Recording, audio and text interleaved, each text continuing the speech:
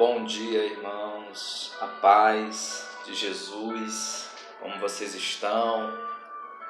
Gostaria de compartilhar uma palavra do coração de Deus para o seu coração essa manhã maravilhosa, hoje, 8 de junho, e nós aqui num ambiente de oração, de adoração, de devocional a Deus.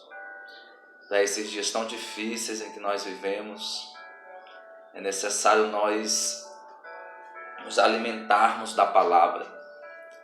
A palavra que é pão, que é o maná celestial e que alimenta a nossa alma e o nosso espírito e nos fortalece para viver os desafios dessa vida, o cotidiano, as lutas e as batalhas em que nós travamos. Então eu queria trazer uma palavra para o seu coração, uma palavra de meditação. Na verdade, eu estou meditando nesses dias no Salmo 51 e eu queria que você se juntasse a mim nesse momento. Se você puder, você parar um pouco aí as suas atividades na sua casa e ter esse pequeno momento de devocional, usando essa mídia, usando esse instrumento de Deus que Deus nos permitiu ter, que é a internet, que são esses aplicativos, amém? Eu queria trazer um tema desse devocional, a restauração de Davi. Porque o Salmo 51, irmão, se você abrir aí, você vai ver logo no começo, o título do Salmo diz assim: para o mestre de música, Salmo de Davi, escrito quando o profeta Natã veio falar com Davi, depois que este cometeu adultério com Betseba. Irmãos, esse Salmo de Davi, como o título diz, é um salmo de arrependimento, é um salmo de restauração, é um salmo onde Davi ele expõe para Deus todo o seu coração, onde ele desnuda a sua alma, ele confessa e ele deixa. É um salmo de um homem pecador, que mesmo sendo rei, mesmo sendo profeta, mesmo sendo líder da sua nação, é um homem como todos nós, um homem como todo e qualquer outro homem, ou como todo e qualquer outro líder, sujeito a paixões, sujeito a quedas, sujeito a pecados, como todos nós estamos. Porque, irmãos, a Bíblia diz que não há um justo sequer. Deus ele olhou e viu, não há um justo. Isso Deus fala a respeito da condição de pecador, onde todos nós somos aqueles que nasceram de Adão. Mas, irmãos, eu não falo isso para justificar o pecado. Nós não devemos justificar. Mas eu falo no sentido de que todos estão sujeitos a paixões, a quedas e a tentações. Todos, sejam eles cristãos, líderes, profetas, pastores, presbíteros, todos estão sujeitos a pecar ou a cometer uma falha moral se não estiverem ligados à videira, se não estiverem em comunhão com Deus, em íntima comunhão, mantendo um relacionamento, mantendo a chama viva do Espírito acesa, as disciplinas espirituais, vigiando e vigilante. O apóstolo Paulo diz: aquele que está em pé, cuide para que não caia. Então, irmãos, eu queria introduzir esse devocional dizendo para você todos estão sujeitos a quedas e a pecados. Mas nem todos tomam a atitude que Davi tomou. Nem todo aquele que está caído quer levantar-se. Porque o problema não é cair. O problema não é transgredir. O grande problema é permanecer caído. O grande problema é não se arrepender. É não gerar em Deus um arrependimento genuíno. O grande problema é manter-se, começar a amar as trevas, é começar a deleitar-se no pecado sem arrependimento.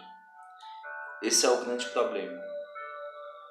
Eu queria ler o texto com você para a gente começar a tirar as primeiras lições do Salmo de Davi, Salmo 51, Salmo de um pecador arrependido e quebrantado.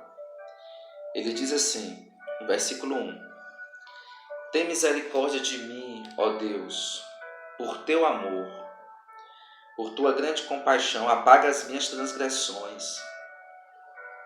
Lava-me de toda a minha culpa e purifica-me do meu pecado. Pois eu mesmo reconheço as minhas transgressões e o meu pecado sempre me persegue.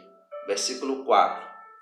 Contra ti, somente contra ti pequei e fiz o que tu reprovas, de modo que justa é a tua sentença e tem razão em condenar-me.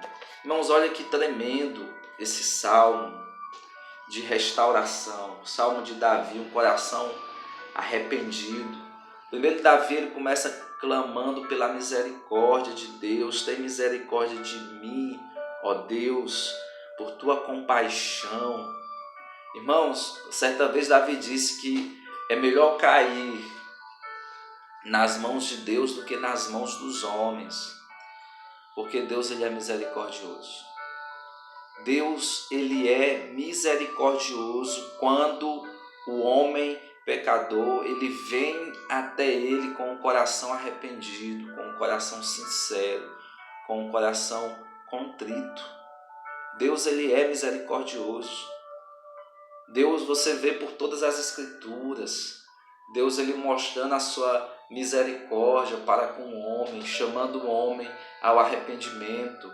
Em Isaías ele diz, ainda que os vossos pecados sejam vermelhos como escarlate, ele se tornará branco como a neve. Em Miqueias, Deus ele diz que lançará os nossos pecados no mar do esquecimento. Esse é um Deus misericordioso. Deus ele é misericordioso. A primeira sentença para uma pessoa que está precisando de arrependimento, ela entender que se ela vier para Deus arrependida, com o coração contrito, ela vai encontrar um Deus misericordioso, cheio de compaixão, cheio de ternas misericórdias. Esse é o nosso Deus. Um Deus que, por meio de seu Filho Jesus, ele sempre recomeça os relacionamentos que nós quebramos, ele sempre toma a iniciativa, ele sempre nos espera. Venha até esse Deus, ele é misericordioso. Todo aquele que precisa, vem até ele. Irmãos, outra coisa que eu queria falar com você é a confissão sincera, sem justificativa. Davi ele disse, lava-me de toda a minha culpa e purifica-me do meu pecado. A gente vai já falar desse verso. E ele diz, pois eu mesmo reconheço as minhas transgressões e o meu pecado sempre me persegue. Contra ti, somente contra ti pequei. Versículo 4. Irmãos, sabe o que é isso?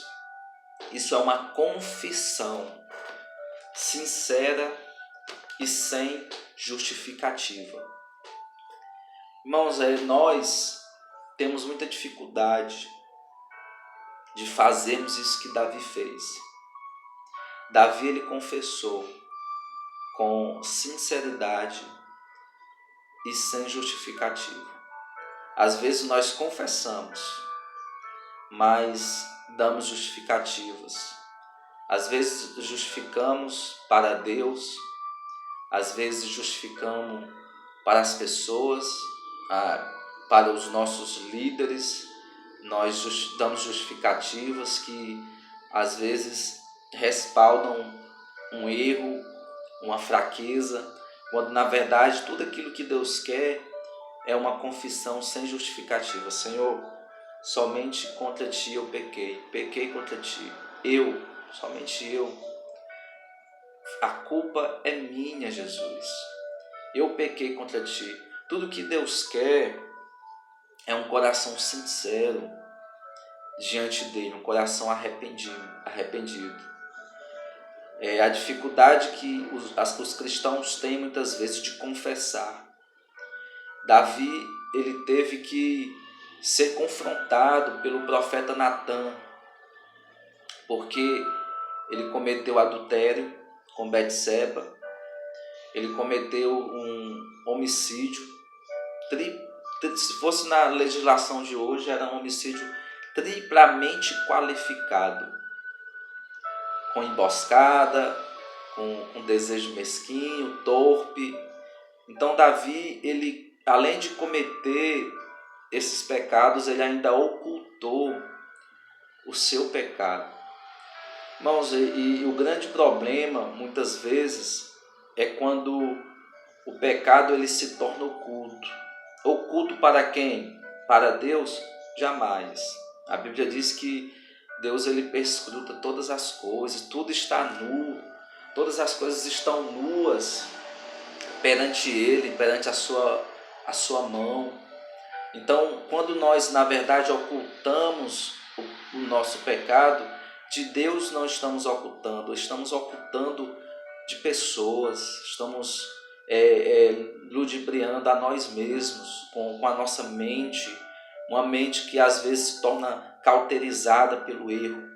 Então, o grande problema é quando essa fraqueza ela vai sendo alimentada, e na medida que você alimenta uma fraqueza que se torna pecado, isso vai crescendo dentro de você, isso vai crescendo dentro do coração do homem, ao ponto que esse pecado se torna oculto. E quando ele se torna oculto, irmãos, Deus ele vai levantar um profeta, Deus ele vai levantar um Natã com uma espada afiada para nos confrontar, para desnudar a nossa alma e expor a nossa vergonha. Irmãos, é assim, Deus ele vai dando tempo para que o homem se arrependa. Deus ele vai dando tempo para que o homem confesse. É por isso que a Bíblia diz que Deus ele é misericordioso e tardio em irar-se. Por que Deus é tardio? Por que Deus se demora a irar-se? Porque Deus ele vai concedendo tempo ao homem para que o homem possa se arrepender. Então, quando esse pecado ele se torna oculto, o homem ele tem a tendência a não confessar, ele guarda em secreto a sua prática. Deus ele levanta um profeta Natã. E às vezes esse profeta Natã é alguém da sua família, é um parente seu, é a sua esposa, ou alguém desse profeta é o seu pastor, é o seu líder. Mas Deus ele vai levantar alguém com uma espada afiada para nos tratar, para nos confrontar, para que haja cura e para que haja libertação. Então o processo de restauração de Davi começa primeiro com o confronto de um profeta, o confronto de Natã para confrontar o pecado do líder, o pecado do rei. Irmãos, Davi ele diz, nesse salmo, o processo de cura e o processo de libertação é uma confissão sem justificativa. Tudo que Deus quer é uma confissão sem justificativa. Não, Senhor, a culpa não é de fulano, a culpa não é de ciclano, a culpa não é da minha esposa. Eu não fiz isso por causa disso. Não, Deus ele não quer justificativas. Deus ele quer uma confissão sincera da nossa parte. Não, Senhor, foi eu que pequei, tão somente eu pequei contra ti. Digno sou da tua sentença, a tua sentença é justa. Como o salmista disse, de modo que justa é a tua sentença e tem razão em me confrontar.